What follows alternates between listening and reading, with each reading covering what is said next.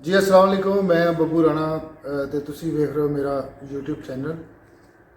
अज का वीडियो जोड़ा है बड़ा कह लो कि सेंटी जिहा है और सब तो पहले तो मैं बड़ा अज कह लो कि दुख लगा और क्योंकि सच है साढ़े चढ़ते पंजाब के बहुत बड़े कलाकार बहुत बड़े फनकार सिंगर सरदूल सिकंदर भाजी उन्होंने कल डैथ हो गई और मैनू बड़ा दुख लगा क्योंकि मेरे बचपन के असी इन्हों सुनते आ रहे थे और एडे नफीस इंसान और एडे चंगे लोग जोड़े कि मतलब कि इस दुनिया तो चले गए ने। बड़ा अज दिन मेरे वास्ते सारा दिन मैं किंज गुजारिया मैनू पता है।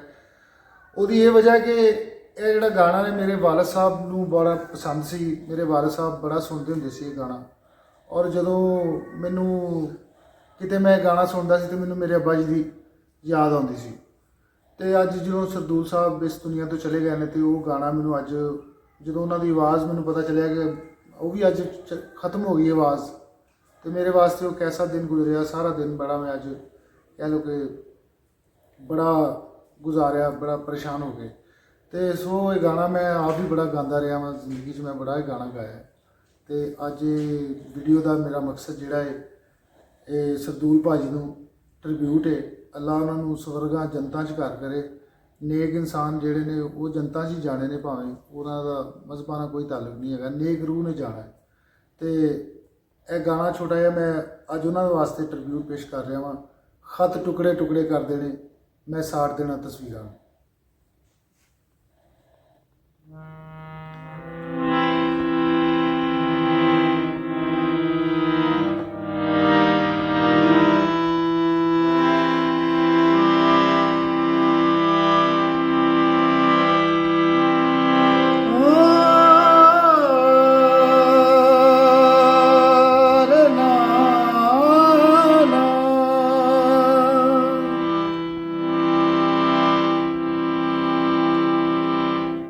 वे जा बेदर्दा इस दिल विचों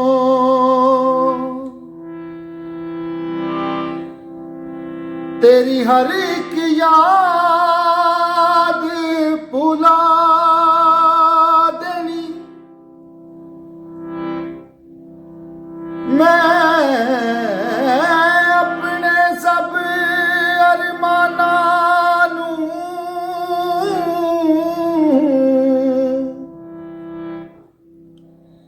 अज आप ही लीला देनी। वे जा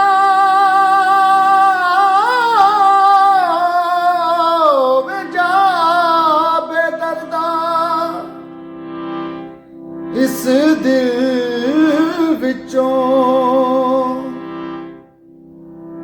तेरी हर एक याद भुला देनी। मैं अपने सब अरमाना नू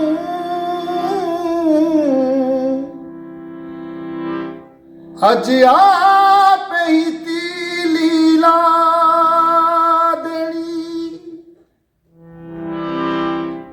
खत टुकड़े टुकड़े कर देने मैं साड़ देना तस्वीरां नू।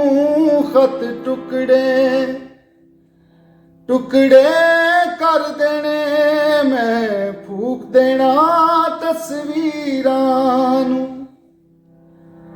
जद तू ही नहीं ता की करना है तू ही नहीं ता की करना है ना कागज दिया जागीरां नू।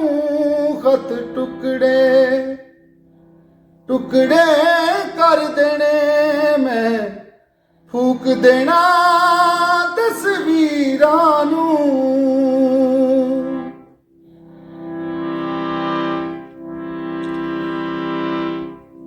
असां बचपन विच बनाया सी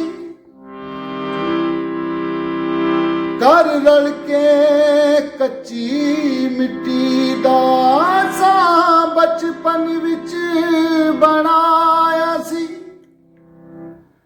घर रल के कच्ची मिट्टी दा मैनू एक एक लफ्ज ओ चेते आ, तेरे प्यार दी पहली चिट्ठी दा।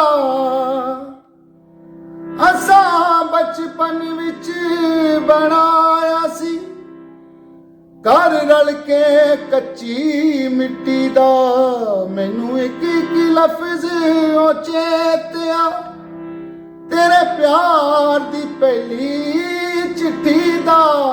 मैं दिल ते लिखिया होया है, दिल ते लिखिया होया है, तेरे प्यार दिया तहरीरां नू खत टुकड़े टुकड़े कर देने, मैं फूक देना तस्वीरां नू।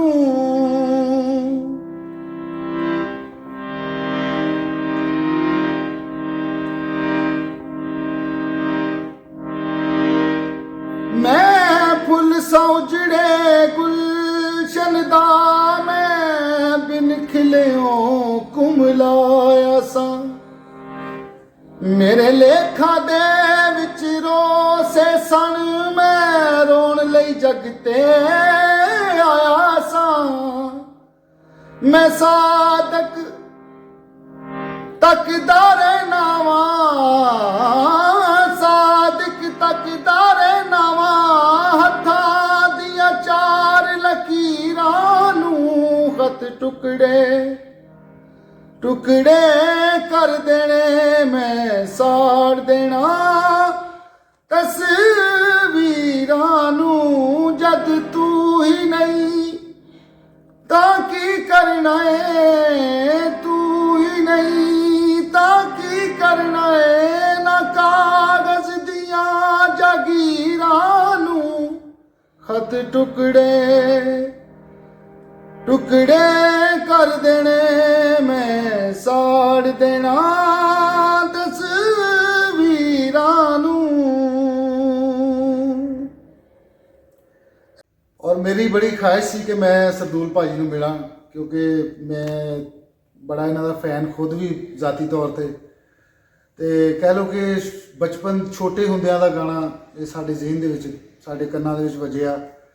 तो क्योंकि मेरे अब्बा जी मेरे वाल साहब असी जलंधर साडा पिंड पिछे, तो वो लैंगुएज ते साडी ज़बान एक करके भी ये जिहड़े लफ्ज़ सी साडे वो कह लो कि घरां दे विच बोली जाने वाली साडी बोली अपनी। तो मेरी बड़ी ख्वाहिश सी कि मैं इन्हां नूं भाई नूं मिलदा, सो मिल नहीं सकिया। अल्लाह उन्हां नूं जनता च कर देवे। तो ये वे कि और इन्हां दा म्यूजिक, इन्हां दा कम, इन्हां दी गायकी ये जिंदा रहनी, क्योंकि संगीत जिहड़ा इंसान मर जाता है, सिंगर मर जाता है, तो संगीत नहीं मरदा। आने वाली नस्लां इन्हां नूं सुणदियां रहणगियां और इन्हां दे फन तो लोग लुत्फ अंदोज़ होंदे रहणगे। तो अल्लाह पाक, मैं यानी कि तुहानूं अज बयान नहीं कर सकता कि मैं अपनी जिंदगी नूं अज एक होर मैनूं इंज लगा जिवें मेरा कोई जख्म ताज़ा होया, क्योंकि मेरे वाल साहब मेरे अज सारे वो सामने आ गए। मैं सारा दिन अज रोंदा रहा और मैं अज फिर सोचा कि मैं उन्होंने ट्रिब्यूट जरूर पेश करा। तो यह छोटा जिहा वीडियो है तुहाडे वास्ते, ट्रिब्यूट है सरदूल सिकंदर भाजी वास्ते, चढ़दे पंजाब के बड़े बड़े फनकार उन्होंने वास्ते छोटा जिहा मैं एक ट्रिब्यूट पेश करा।